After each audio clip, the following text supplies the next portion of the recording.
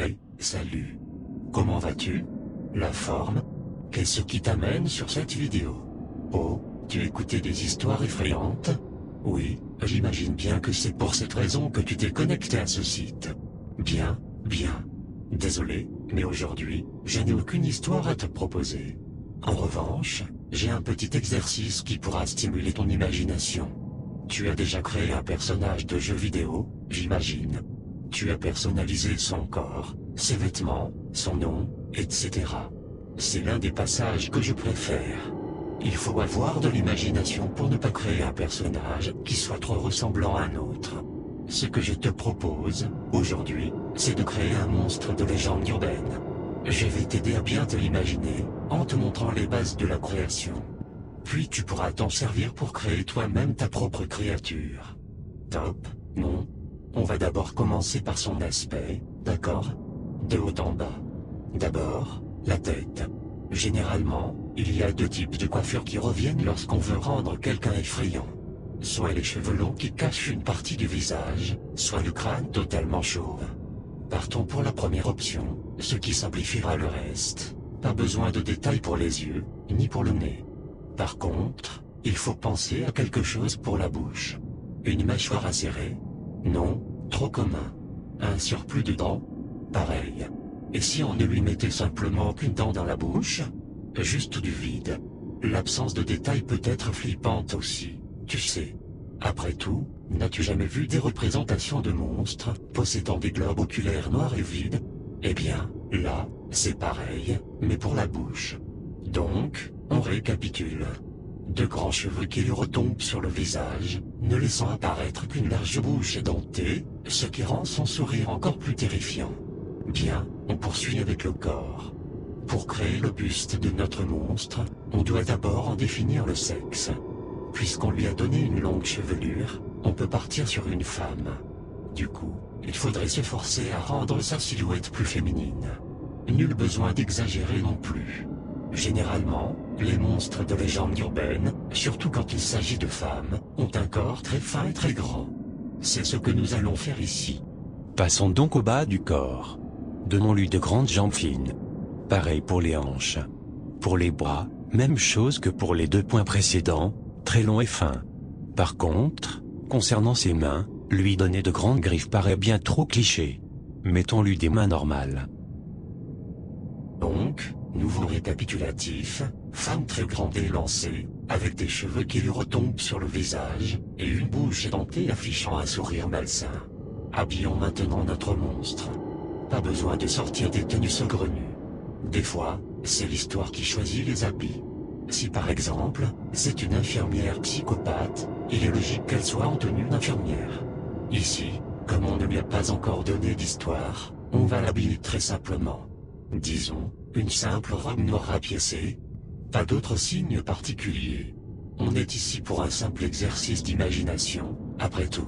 Bon, on a imaginé le corps de notre monstre de légende urbaine, et on l'a habillé. Il faut maintenant lui créer une légende, une histoire. Ce qui marche en ce moment, c'est tout ce qui touche aux nouvelles technologies. C'est la meilleure façon de happer le lecteur. On va donc essayer de passer par cette voie-là. Comme je l'ai dit, il faut happer le lecteur. Quoi de mieux que de tenter cela au travers d'une activité qu'il exerce très souvent, à savoir regarder des vidéos sur Internet. Et si notre monstre apparaissait dans certaines de celles-ci? Du genre, la victime regarde le dernier let's play de Spiazi, et, d'un coup, paf, notre monstre lui apparaît à l'écran, affichant son superbe sourire édenté. Ça peut faire son effet, non? Bon, c'est bien beau, mais après, il faut qu'il y ait une suite à cette apparition. La victime se suicide? Non, trop cliché. Elle meurt dans les 7 jours suivants? Non, ça a déjà été fait. Alors quoi? Et si notre monstre forçait la victime à devenir comme elle? Je veux dire, et si le fait de voir le monstre à l'écran forçait l'internaute à s'arracher toutes les dents? Oui, c'est pas mal ça. C'est assez en raccord avec notre créature. Du coup, on a pratiquement fini. On a notre monstre et son histoire. Il lui manque un nom. Les noms américains sont assez courants pour ces personnages. Disons, Betty. Passons donc à la phase finale. On va essayer de se l'imaginer, Betty, une femme très grande et élancée, avec des cheveux qui lui retombent sur le visage, et une bouche édentée affichant un sourire malsain. Elle porte une robe noire rapiécée. Elle apparaît lorsque ses victimes regardent des vidéos sur Internet, de façon inopinée et aléatoire.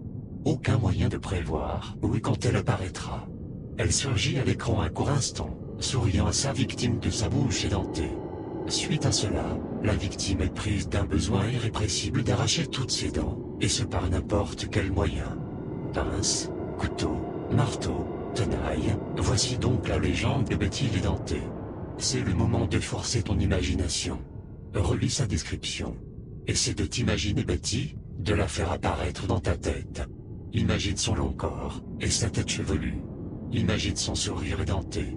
Visualise bien tout ça dans ta tête. Mets-la en situation. Imagine-la apparaître à un internaute innocent qui regarde tranquillement une vidéo dans sa chambre. Imagine ce même internaute se retirer les dents une par une. Imagine-le se tordre de douleur, sans rien pouvoir faire pour arrêter cette folie. Fais-le plusieurs fois. C'est un exercice d'imagination, il faut le faire de façon sérieuse, sinon cela ne sert à rien. C'est bon? Tu as parfaitement l'image de Betty en tête? Félicitations, tu as participé à la création du premier tulpa de ce site. Sois-en fier. Désolé de t'avoir manipulé de la sorte, mais j'ai toujours rêvé de créer mon propre tulpa. Tu ne sais pas ce que c'est? Eh bien, tu dois être nouveau par ici, non? Disons qu'un tulpa est matérialisé par l'imagination collective. Si un grand groupe d'individus pense simultanément très fort à quelque chose, il deviendra réel. Vous avez donc contribué, toi et les autres lecteurs, à rendre vivante ma petite Betty. N'est-ce pas formidable? Merci encore. Je te laisse, j'ai plein d'autres projets en cours. Porte-toi bien. Ah, et pour te remercier, je te donne un petit conseil, éloigne-toi un peu des sites de vidéos sur Internet. Si tu tiens à tes dents, en tout cas,